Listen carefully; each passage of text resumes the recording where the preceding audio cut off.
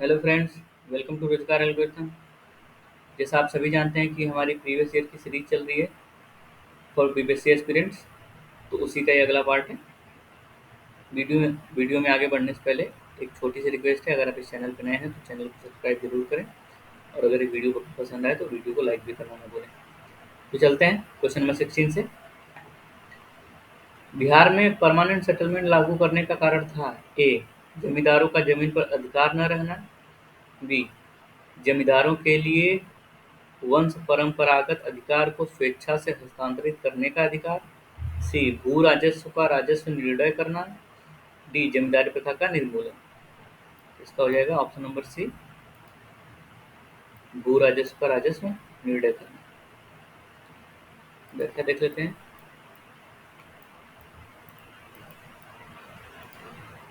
बिहार में permanent settlement लागू करने का कारण भू राजस्व का राजस्व निर्णय करना था।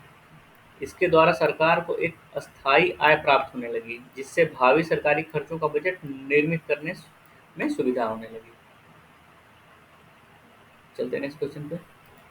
18वीं सदी में बंगाल में वस्त्र उद्योग के पतन के लिए उत्तरदायी कारक था: ए, उत्पादन की गुणवत्ता में कमी; बी, कच्चे माल की अनुपलब्धता; सी, ब्रिटेन को निर्यात करने वाले माल पर उच्च तट कर; डी, कारीगरों की अनुपलब्धता। तो इसका हो जाएगा ऑप्शन नंबर सी, ब्रिटेन को निर्यात करने वाले माल पर उच्च तट कर। व्याख्या देख लेते हैं। 18वीं सदी में बंगाल में वस्त्र उद्योग के पतन के कई कारक थे। कई कारण निम्न हैं। पहला, ब्रिटेन को निर्यात करने वाले माल पर उच्च तट कर। दूसरा, भारत पर मुक्त व्यापार प्रणाली को थोपना। भारत से कच्चे माल का निर्यात। भारतीय माल पर आते जाते समय कर। भारतीय शिल्पियों को अपने रहस्य देने पर बाध्य करना। और पांचवा, लंकाशायर व मानचेस्टर के सूती माल की प्रतिस्पर्धा। ये सब पॉइंट आप ध्यान में रखेंगे कि जो 18वीं सदी में बंगाल में वस्त्र उद्योग के पतन का कारण था वो इतने सारे थे, तो आप इनमें से कोई भी ऑप्शन दे सकता है, तो आप इसको ध्यान में रखेंगे ताकि सही आंसर टिक कर सकें। चलते हैं नेक्स्ट क्वेश्चन पे। Poverty and un British rule in India नामक पुस्तक लिखी थी: ए, आर सी दत्त ने; बी, रजनीकांत दत्त ने; सी, दादा भाई नौरोजी ने; डी, जवाहरलाल नेहरू। तो इसका हो जाएगा ऑप्शन नंबर सी, दादा भाई नौरोजी। व्याख्या देख लेते हैं। दादा भाई नौरोजी ब्रिटिशकालीन भारत के एक पारसी बुद्धिजीवी, शिक्षा शास्त्री, आरंभिक राजनैतिक एवं सामाजिक नेता थे। उन्होंने भारत का वयोवृद्ध पुरुष,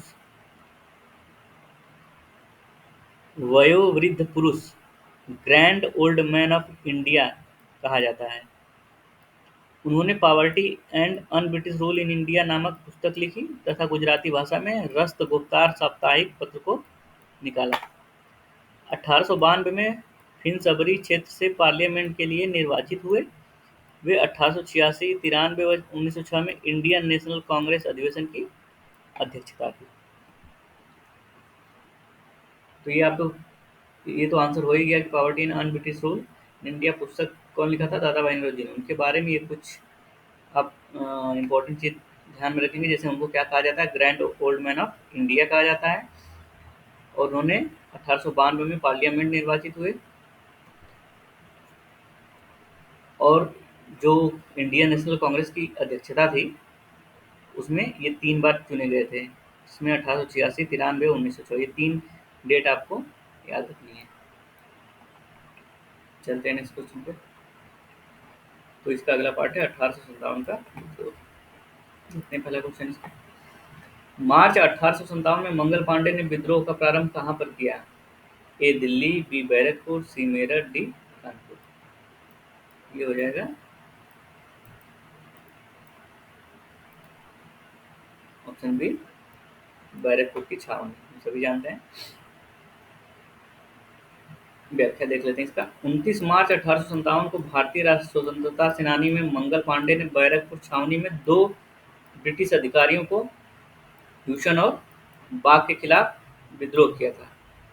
इस विद्रोह का तात्कालिक कारण चर्बी वाले कारतूसों का प्रयोग था। तो आप ध्यान में रखेंगे कि मंगल पांडे ने कहाँ से शुरू किया था, बैरकपुर से किया था। उसमें उन्होंने क्या किया था कि दो ब्रिटिश अधिकारी थे, ह्यूसन और बाग, जिसके खिलाफ उन्होंने विद्रोह किया, और विद्रोह का कारण क्या था, तो चर्बी वाले कारतूसों का प्रयोग। तो ये पॉइंट आप ध्यान में रखेंगे। चलते हैं नेक्स्ट क्वेश्चन पे। झांसी की रानी लक्ष्मीबाई की मृत्यु कहाँ पर हुई? ए लखनऊ, बी कानपुर, सी ग्वालियर, डी झांसी, ई कोई नहीं, एक से अधिक। तो इसका हो जाएगा,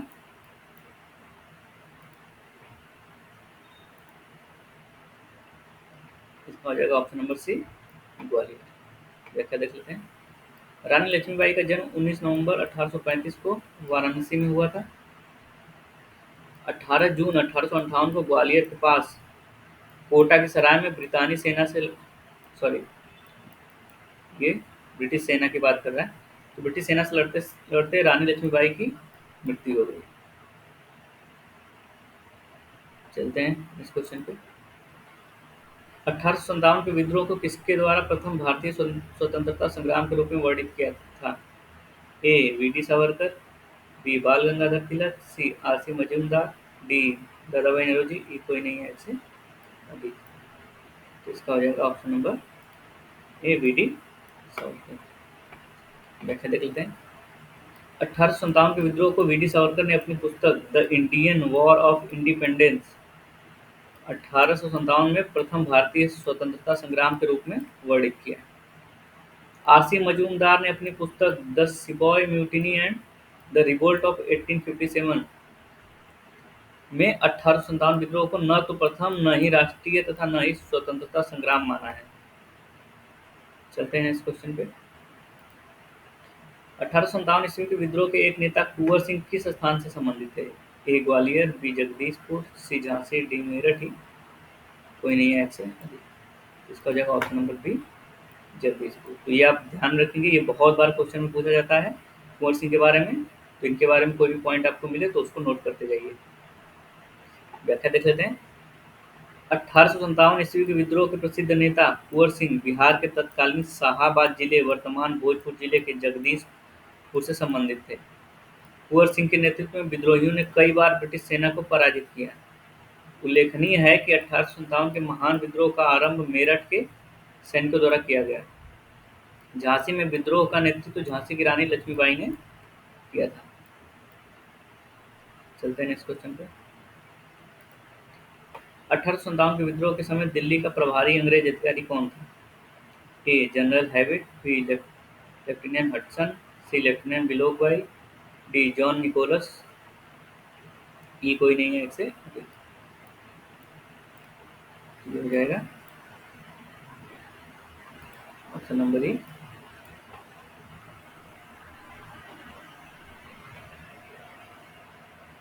एक से अधिक हो जाएगा, क्योंकि इसमें क्या था, व्याख्या देख लेते हैं। 1857 की क्रांति की औपचारिक शुरुआत 10 मई 1857 को मेरठ से हुई। क्रांतिकारियों ने 12 मई को दिल्ली पर अधिकार कर लिया और बहादुर शाह जफर को सम्राट घोषित किया।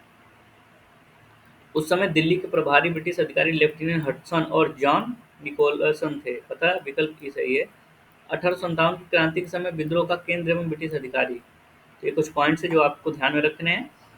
कई बार क्वेश्चन में पूछ लेता है, तो आप ना हो तो इसका नोट्स बना लें, क्योंकि भूल जाता है एक बार पढ़ने पे। तो इसको देख लेते हैं। लखनऊ में कौन था? Campbell Henry Lawrence. कानपुर में कैम्पबेल था।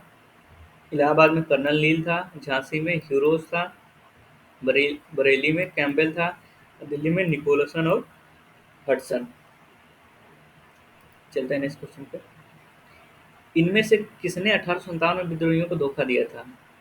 ए गणपत पांडे, बी ठाकुर विश्वनाथ सहदेव, सी जमादार माधव सिंह, डी विश्वनाथ दुबे, ये कोई नहीं है इससे अधिक। इसका हो जाएगा option number D, Vishwanath Dubey. व्याख्या देख लेते हैं। 10 मई 1857 ईस्वी को मेरठ में प्रज्वलित हुई क्रांति की आग झारखंड तब बिहार में अंतर्गत तक पहुंच गई थी। विश्वनाथ दुबे ने विद्रोहियों को धोखा देकर उनको गिरफ्तार करवा दिया। ठाकुर विश्वनाथ सहदेव को पकड़वाने में विश्वनाथ दुबे की प्रमुख भूमिका थी। विश्वनाथ सहदेव के सेनापति पांडे गणपत राय को जमींदार महेश नारायण शाही ने धोखा देकर अंग्रेजों से गिरफ्तार करवा दिया था। ठाकुर विश्वनाथ सहदेव को अंग्रेजों ने 16 अप्रैल 1858 को तथा उनके सेनापति पांडे गणपत राय को 21 अप्रैल 1858 को फांसी दे दी गई। यह पॉइंट में ध्यान रखेंगे कि विद्रोह को किसने धोखा दिया था, विश्वनाथ दुबे ने। और उनके सेनापति को कौन पकड़वाया था, तो उनका नाम हो जाएगा महेश नारायण शाही। ये भी आप ध्यान रखेंगे। चलते हैं नेक्स्ट क्वेश्चन पे। किस महीने में पीर अली ने घटना में अंग्रेजों के खिलाफ विद्रोह की शुरुआत की? ए मई 1857, बी जून 1857, जुलाई 1857, डी अगस्त 1857। ये कोई नहीं है एक से। तो इसका हो जाएगा ऑप्शन नंबर सी, जुलाई 1857। व्याख्या देख लेते हैं। 3 जुलाई 1857 को पटना सिटी में अंग्रेजों के विरुद्ध संघर्ष आरंभ हुआ। इसका नेतृत्व बुरहट्टा मोहल्ला के एक पुस्तक विक्रेता पीर अली द्वारा किया गया। पटना के कमिश्नर टेलर विद्रोह के दमन का कठोरतापूर्वक दमन किया। पीर अली को अंग्रेज अधिकारियों ने बंदी बना लिया। कमिश्नर टेलर के आदेश पर उसे फांसी की सजा हुई। पीर अली के अदम्य उत्साह और धैर्य की प्रशंसा टेलर ने अपनी पुस्तक और क्राइसिस में की है। चलते हैं नेक्स्ट क्वेश्चन पे। बिहार में 21 अप्रैल 1858 को ब्रिगेडियर डगलस के अधीन ब्रिटिश सैन्य दल के विरुद्ध किसने बहादुरी के साथ युद्ध किया? ए जगलाल चौधरी, बी कुंवर सिंह, सी सुरेंद्र शाही, डी उज्जवल सिंह शाही। ये कोई नहीं है इससे।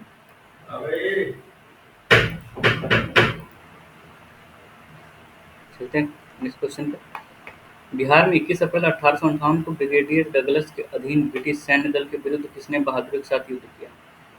ए जगलाल चौधरी, बी कुंवर सिंह, सी सुरेंद्र शाही, डी उज्जवल शाही। ये कोई नहीं है इससे। इसका हो जाएगा option number B, Kunwar Singh. व्याख्या देख लेते हैं। डगलस ने 17 अप्रैल 1858 को आजमगढ़ के समीप नगहाई नामक स्थान पर कुंवर सिंह पर आक्रमण किया। डगलस के सभी प्रयत्नों को विफल करते हुए कुंवर सिंह नागरा और फिर सिकंदरपुर पहुंच गए। कुंवर सिंह की बौसडी गाजीपुर एवं छपरा के बीच नामक स्थान पर डगलस के सैनिकों से 21 अप्रैल 1858 को एक तीक्ष्ण झड़प हुई। डगलस और कर्नल कम्बरलेज का कुंवर सिंह को पकड़ने का प्रयत्न विफल रहा। 22 अप्रैल 1858 तक वे जगदीशपुर पहुंच गए। चलते हैं नेक्स्ट क्वेश्चन पे। 1857 क्रांति के दौरान पटना डिवीजन का कमिश्नर कौन था? A William Taylor, B brigadier Douglas, C H C Wake, D captain R P Harrison. ये कोई नहीं है एक से। तो इसका हो जाएगा option number A, William Taylor. व्याख्या देख लेते हैं। 1857 के विद्रोह के समय बिहार में शाहाबाद, पटना और गया जिला विद्रोह के प्रमुख केंद्र थे। पटना डिवीजन में पीर अली जैसे मुस्लिम नेताओं ने विद्रोह भड़काने की मदद की।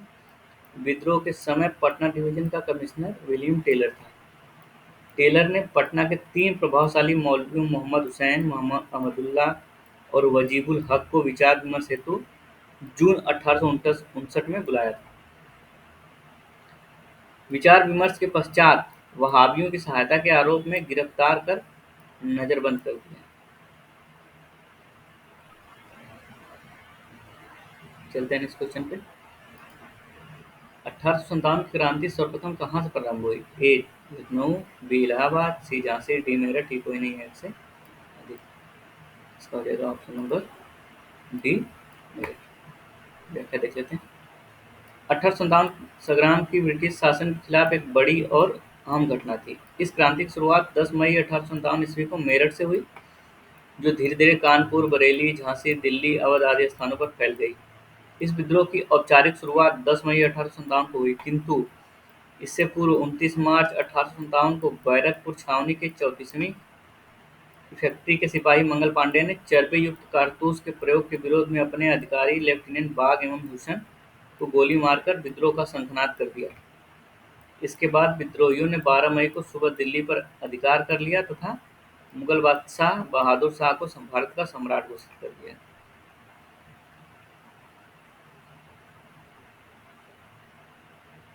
चलते हैं नेक्स्ट क्वेश्चन पे। कुंवर सिंह जगदीशपुर में कब प्रविष्ट हुए? ए 22 अप्रैल 1858, बी 23 अप्रैल 1858, सी 20 अप्रैल 1858, डी 25 अप्रैल 1858। ये कोई नहीं है एक से अधिक। इसका हो जाएगा ऑप्शन नंबर ए, 22 अप्रैल 1800।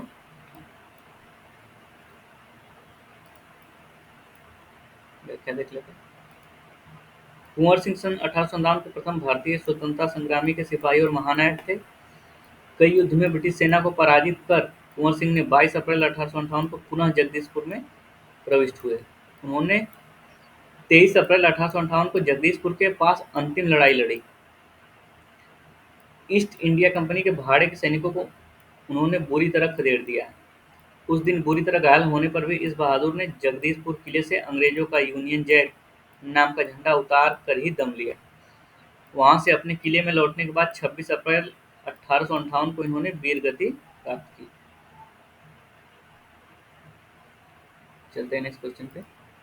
बिहार में 1857 के विद्रोह का नेतृत्व किसने किया? ए नाना साहब, बी तात्या टोपे, सी कुंवर सिंह, डी मौलवी अहमदुल्लाह, ई कोई नहीं है से तो हो जाएगा ऑप्शन नंबर सी कुंवर सिंह। तो आप देख सकते हैं कि कुंवर सिंह से रिलेटेड बहुत सारे क्वेश्चन हमें यहाँ पे मिल गए हैं जो कि बार बार पूछे जाते हैं बीपीएससी में, एग्जाम में, बीपीएससी जो भी कराती है एग्जाम। तो ये जो कुंवर सिंह का टॉपिक है वो आप जरूर से जरूर ध्यान रखें, और ये जो मैं क्वेश्चन करा रहा हूँ कुंवर सिंह से रिलेटेड वो सारे नोट करते जाइए। व्याख्या देख लेते हैं। बिहार में 1857 के विद्रोह का नेतृत्व कुंवर सिंह ने किया। इनका जन्म 1777 में बिहार के भोजपुर जिले के जगदीशपुर गांव में हुआ। कुंवर सिंह राजपूतों की उज्जैन शाखा से संबंधित थे। इन्होंने 80 वर्ष की अवस्था में 1857 के विद्रोह में भाग लिया था। इन्हें बिहार का सिंह कहा जाता है, तो ये भी ध्यान में रखिएगा, इन्हें बिहार का सिंह कहा जाता है, ये उपाधि इनके नाम पे। चलते हैं नेक्स्ट क्वेश्चन पे। इनमें से किसने 1857 के विद्रोह में सक्रिय भाग लिया था? ए नाना साहब, कानपुर, बी बेगम हजरत महल लखनऊ, सी मौलवी अहमदुल्ला फैजाबाद, डी बेगम जीनत महल दिल्ली, ई कोई नहीं है एक से अधिक। तो आप देख सकते हैं ये ऑप्शन नंबर ई होगा, एक से अधिक, क्योंकि ये सभी लोगों ने भाग लिया था। व्याख्या देख लेते हैं। 1857 क्रांति में उपयुक्त सभी लोगों ने सक्रिय भाग लिया था। नाना साहब, जिनका मूल नाम धोंदकुन था, इन्होंने 1857 में कानपुर में अंग्रेजों के विरुद्ध विद्रोह का नेतृत्व किया था। बेगम हजरत महल अवध के नवाब वाजिद अली शाह की पत्नी थी। इन्होंने 1857 क्रांति में लखनऊ से अंग्रेजों के विरुद्ध विद्रोह किया था। मौलवी अहमदुल्लाह 1857 के भारतीय विद्रोह के प्रमुख व्यक्ति थे। इनका विद्रोह के लाइट हाउस के रूप में जाना जाता है। बेगम जीनत महल मुगल शासक बहादुर शाह जफर की पत्नी थी। इन्होंने 1857 की क्रांति में बहादुर शाह जफर को विद्रोह के लिए प्रोत्साहित करते हुए कहा था, यह समय गजलें कहकर दिल बहलाने का नहीं है। आज सारे हिंदुस्तान की आंखें दिल्ली की ओर व आप पर लगी हैं। खानदान मुगलिया का खून हिंद को गुलाम होने देगा तो इतिहास उसे कभी क्षमा नहीं करेगा।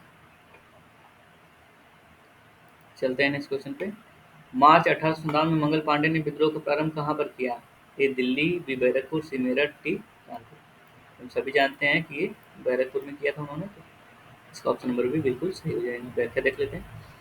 जनवरी 1857 ईस्वी को बंगाल सेना में यह अफवाह फैल गई कि कारतूस में गाय और सुअर की चर्बी लगी है। इस घटना ने चिंगारी का कार्य किया और मंगल पांडे ने विद्रोह की शुरुआत कर दी। 29 मार्च 1857 ईस्वी को 34वीं रेजिमेंट बैरकपुर मुर्शिदाबाद के निकट मंगल पांडे ने अपने साथियों को विद्रोह के लिए आह्वान किया और इसने एडजुटेंट लेफ्टिनेंट बाग की हत्या कर दी और मेजर सार्जेंट ह्यूसन को गोली मार दी। मंगल पांडे को 8 अप्रैल को फांसी पर लटका दिया गया और रेजिमेंट भंग कर दी गई। चलते हैं नेक्स्ट क्वेश्चन पे। निम्नलिखित वर्गों में किसने 1857 ईस्वी के विद्रोह में भाग नहीं लिया? पहला खेतिहर मजदूर, बी साहूकार, सी कृषक, डी जमींदार। तो चौथा जमींदार। तो इसमें सही चुनना है। ए केवल एक, बी एक और दो, सी केवल दो, डी दो और चार। इसका हो जाएगा ऑप्शन नंबर सी केवल दो, साहूकार जो थे। व्याख्या देख लेते हैं। साहूकार वर्ग ने 1857 ईस्वी के विरुद्ध में भाग नहीं लिया था। केंद्र और सत्ता के प्रतीक के रूप में दिल्ली पर कब्जे के साथ 1857 के विद्रोह की शुरुआत हुई। बहादुर शाह द्वितीय द्वारा खुद को हिंदुस्तान का सम्राट घोषित किए जाने से इस विद्रोह को एक सकारात्मक राजनीतिक अर्थ मिला। वास्तव में ये सिपाही सैनिक वर्दी में किसान थे जो अब तक गांव की मिट्टी से जुड़े थे। किसान, दस्तकार, धर्मगुरु, नौकरी पेशा, दुकानदार हर कोई इस विद्रोह में शामिल हो गया और सिपाहियों का विद्रोह आम जनता का विद्रोह बन गया। यद्यपि विद्रोहियों को जनसाधारण की सहानुभूति मिल रही थी, लेकिन पूरा देश उनके साथ नहीं था। व्यापारी, पढ़े लिखे लोग और भारतीय शासक अंग्रेजों की सक्रिय मदद कर रहे थे। साहूकार वर्ग अंग्रेजों की सफलता की कामना कर रहा था। चलते हैं नेक्स्ट क्वेश्चन पे। किसने कहा था कि 1857 की घटना का प्रारंभ धर्म के संघर्ष के रूप में हुआ था और उस घटना का अंत स्वतंत्रता संग्राम के रूप में हुआ? ए doctor S N Sen, B Ashok Mehta, C B D Savarkar, D आरसीदत्त Majumdar, ई कोई नहीं है एक से अधिक। इसका हो जाएगा ऑप्शन नंबर ए, doctor S N Sen.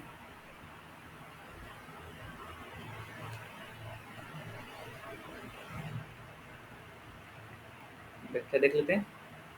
Doctor S N Sen ने कहा था कि 1857 घटना का प्रारंभ धर्म के संघर्ष के रूप में हुआ था और उस घटना का अंत स्वतंत्रता संग्राम के रूप में हुआ। एस एन सेन की प्रसिद्ध रचना 1857 है, जो 1857 क्रांति के शताब्दी वर्ष 1957 में प्रकाशित हुई। चलते हैं नेक्स्ट क्वेश्चन पे। The Indian war of independence 1857 के लेखक कौन है? A Raja Ram Mohan Roy, B V D Savarkar, C Sarojini Naidu, D इसका हो जाएगा option number B, V D Savarkar. The Indian war of independence 1857 पुस्तक के लेखक वी डी सावरकर थे। यह पुस्तक 1908 से 9 में प्रकाशित हुई। इस पुस्तक में वीर सावरकर ने 1857 की लड़ाई को ब्रिटिश सरकार के खिलाफ आज़ादी की पहली लड़ाई घोषित किया था। चलते हैं इस क्वेश्चन पे। महारानी विक्टोरिया घोषणा पत्र किस वर्ष आया? ए 1856, बी 1858, सी 1859, डी 1860। तो जगह ऑप्शन नंबर बी 1858। सभी जानते हैं कि 1857 का जब जो क्रांति हुई थी उसके बाद महारानी विक्टोरिया ने ये घोषणा पत्र भिजवाया था कि अब जो इंडिया पे राज करेंगे वो ब्रिटिश इंडिया नहीं होगी, वो महारानी होंगे। तो उसके एक साल बाद, जस्ट 1857 के जस्ट एक साल बाद आया था, तो इस ट्रिक से आप याद रख सकते हैं कि उस ईयर कौन सा होगा, 1858 होगा। व्याख्या देख लेते हैं। लॉर्ड कैनिंग ने 1 नवंबर 1858 ईस्वी को इलाहाबाद के मिंटो पार्क में महारानी विक्टोरिया घोषणा पत्र पढ़ा था। 1858 के ईस्वी के महारानी विक्टोरिया के घोषणा द्वारा भारत में ईस्ट इंडिया कंपनी के शासन की समाप्ति हो गई। अब भारत का शासन सीधे ब्रिटिश ताज के अंतर्गत आ गया। चलते हैं इस क्वेश्चन पे। निम्नलिखित में से किस वर्ष को भारतीय स्वतंत्रता के प्रथम युद्ध की तिथि माना जाता है? ए 1757, बी 1857, सी 1930, डी 1942। तो हम सभी जानते हैं कि 1857 को वी डी सावरकर जी ने कहा था ये हमारा स्वतंत्रता का प्रथम युद्ध है। व्याख्या देख लेते हैं। 10 मई 1857 को मेरठ से शुरू हुई क्रांति भारतीय स्वतंत्रता संग्राम का प्रथम संग्राम माना जाता है। 1857 के विद्रोह को लेकर इतिहासकारों का विचार समान नहीं है। कुछ ने इसे सैन्य विद्रोह कहा, तो कुछ ने इसे राष्ट्रीय विद्रोह कहा। सावरकर ने अपनी पुस्तक first war of Indian independence में इसे सुनियोजित राष्ट्रीय स्वतंत्रता संग्राम कहा, परंतु डॉक्टर आर.सी. मजूमदार ने अपनी पुस्तक the sepoy mutiny and the rebellion of 1857 में कहा कि तथाकथित प्रथम राष्ट्रीय संग्राम न तो पहला ही, न ही राष्ट्रीय, न ही स्वतंत्रता संग्राम। चलते हैं नेक्स्ट क्वेश्चन पे। निम्न में से कौन सा ईस्ट इंडिया कंपनी के सिपाहियों को विद्रोही बनाने का कारण नहीं था? नहीं था, ये ध्यान में रखेंगे, पूछा नहीं। ऑप्शन ए ईसाई धर्म फैलाने के लिए कंपनी के अधिकारियों के प्रयास, बी जहाज पर यात्रा करने के लिए सिपाहियों को आदेश, सी भत्ते की रोकथाम, डी अधिकारियों की अक्षमता, ई कोई नहीं है एक से अधिक। तो हो जाएगा ऑप्शन नंबर डी अधिकारियों की अक्षमता। क्या देख लेते हैं। सन 1857 का विद्रोह उत्तरी और मध्य भारत में ब्रिटिश अधिग्रहण के विरुद्ध उभरे सैन्य असंतोष व जन विद्रोह का परिणाम था। इस विद्रोह ने भारत में ब्रिटिश ईस्ट इंडिया कंपनी के शासन को समाप्त कर दिया और अगले 90 वर्षों के लिए भारतीय उपमहाद्वीप के अधिकांश भाग को ब्रिटिश सरकार, ब्रिटिश राज के प्रत्यक्ष शासन के अधीन लाने का रास्ता तैयार कर दिया। चर्बयुक्त कारतूसों के प्रयोग और सैनिकों से संबंधित मुद्दों को इस विद्रोह का मुख्य कारण माना गया, किंतु वास्तव में यह विद्रोह सामाजिक, आर्थिक, राजनीतिक, धार्मिक आदि अनेक कारणों का सम्मिलित परिणाम था। ब्रिटिश शासन द्वारा भारतीय सामाजिक धार्मिक मामलों में हस्तक्षेप यथा सती तथा उन्मूलन, हिंदू विधवा पुनर्विवाह अधिनियम, धार्मिक निर्योग्यता अधिनियम आदि के कारण जन समाज में असंतोष व्याप्त हुआ। इससे यह धारणा बनी कि कंपनी के अधिकारी भारत में ईसाई धर्म फैलाने का प्रयास कर रहे हैं। सैनिकों को बिना किसी अतिरिक्त भत्ते के भुगतान के अपने घरों से दूर नियुक्तियां प्रदान की गई। जनरल सर्विस एनलिस्टमेंट 1856 के अंतर्गत आवश्यकता पड़ने पर समुद्र पार कार्य करना अनिवार्य बना दिया गया। सिपाहियों को मिलने वाली मुफ्त डाक सुविधा भी वापस ले ली गई।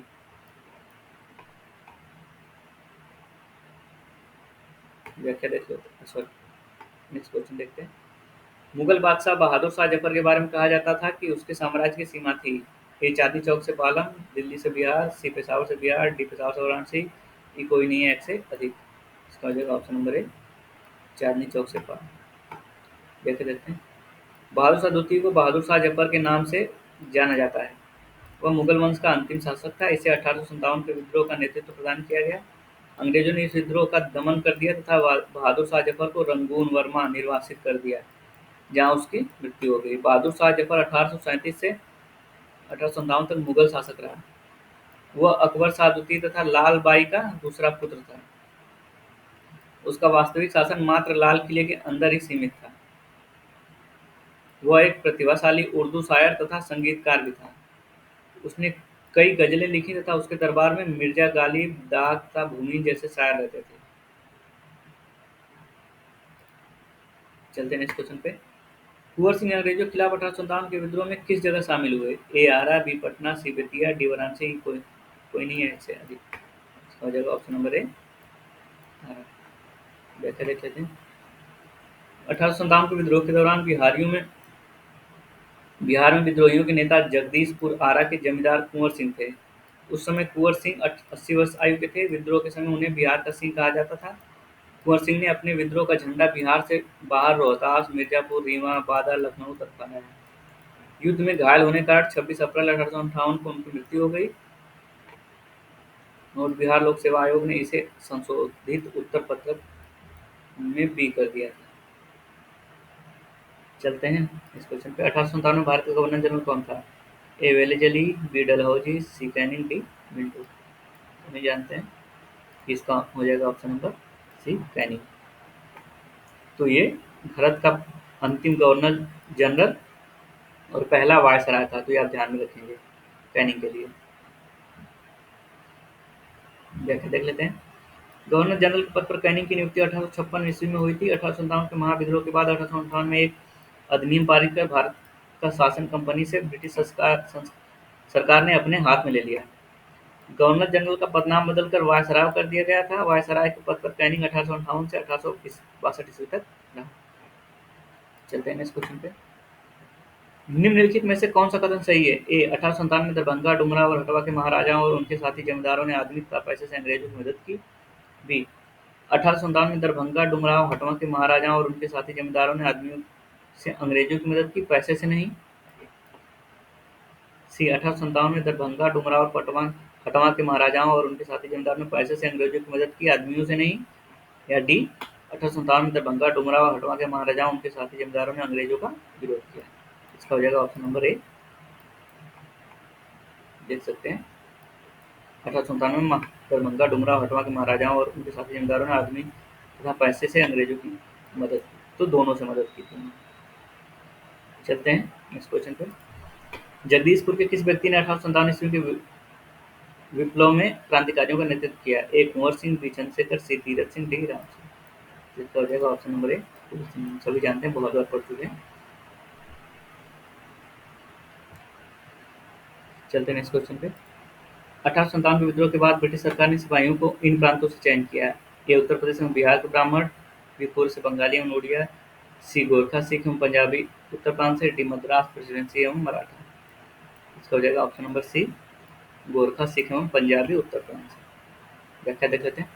1857 के विद्रोह के बाद ब्रिटिश सरकार ने उत्तर प्रदेश, बिहार से आए उच्च वर्ग के सैनिकों को संदेह की दृष्टि से देखने लगी, क्योंकि 1857 के विद्रोह में इन सैनिकों ने बहुत अहम भूमिका निभाई थी। 1857 के विद्रोह के बाद सरकार ने यह निर्णय लिया कि उत्तर प्रांतों से गोरखा, सिख एवं पंजाब क्षेत्र से सैनिकों की भर्तियां की जाएंगी, क्योंकि इस क्षेत्र के सैनिकों ने 1857 के विद्रोह को दबाने में बहुत अहम भूमिका निभाई। चलते हैं नेक्स्ट क्वेश्चन पे। 1857 का विद्रोह लखनऊ में किसके नेतृत्व में आगे बढ़ा? A Begum of Awadh, B Tatya Tope, C Rani Lakshmibai, D Nana Sahib. हो जाएगा option number A Begum of Awadh. व्याख्या देख लेते हैं। लखनऊ में 4 जून 1857 के विद्रोह की शुरुआत हुई। बेगम हजरत महल ने अपने अल्पायु पुत्र बिरजिस कादिर को नवाब घोषित किया तथा लखनऊ स्थित ब्रिटिश रेजिडेंसी पर आक्रमण किया। लखनऊ के बाद बेगम हजरत महल ने मौलवी अहमदुल्लाह के साथ शाहजहांपुर में भी विद्रोह का नेतृत्व प्रदान किया। वे शीघ्र पराजित हो गई और भागकर नेपाल चली गई, जहां उनकी गुमनाम मौत हो गई। तो इस पार्ट में हमारे 30 क्वेश्चन कंप्लीट होते हैं। इस पार्ट में अभी के लिए इतना ही। नेक्स्ट पार्ट फिर से आएगा, जिसका हम अगला पार्ट लेकर आएंगे क्वेश्चन नंबर 28 से। तब तक के लिए अगर ये वीडियो आपकी अच्छी लगी हो तो प्लीज़ इस वीडियो को लाइक करें और अगर चैनल पर नए हैं तो चैनल को सब्सक्राइब ज़रूर करें।